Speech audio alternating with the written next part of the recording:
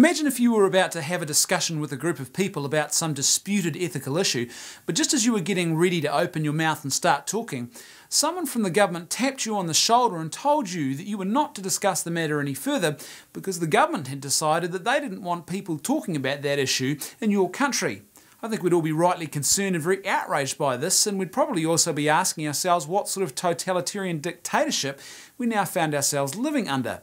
But believe it or not, this is pretty much what happened a week or so back at Oxford University in England when the student society, Oxford Students for Life, was forced by university authorities to cancel a pre-planned debate featuring two guest presenters discussing the issue of abortion.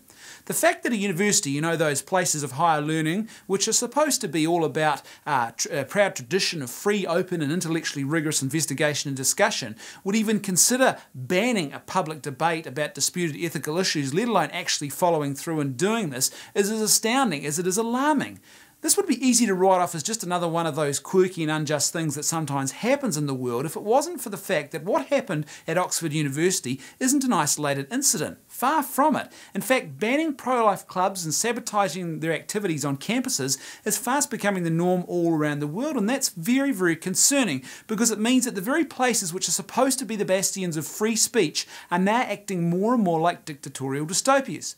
Here in my own country, New Zealand, not only did the university in our largest city maintain a rule on their statute books for many years which explicitly banned students from forming pro-life clubs, but once that rule was overturned by popular vote, the student association subsequently tried to disaffiliate a campus pro-life club because, and wait for it, they dared to peacefully hand out pamphlets which questioned whether best practice standards for informed consent were actually being followed when it came to abortion in this country.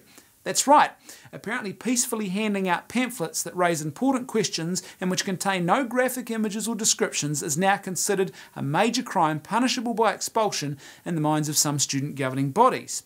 On the one hand, this is very troubling because these same student leaders currently working hard to quash freedom of expression are then very often going on to become involved in politics, the media, or influential policy-setting leadership roles after they leave university. But on the other hand, this sort of totalitarian overreach is actually a very positive development because of what it signifies. You see, it is only a dying ideology which does not enjoy widespread popular support and which is fearful and deadly afraid of the truth that would resort to these sort of heavy-handed tactics. This is literally what happens when ideologies are in their death spasms.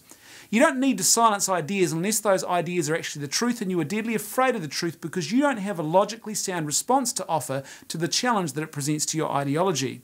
When the little boy starts telling everyone that the emperor has no clothes on, the only people who are interested in silencing that little boy are those who know that the general public is going to have a hard time believing them when they try and convince the public that the emperor is actually dressed in the finest robes.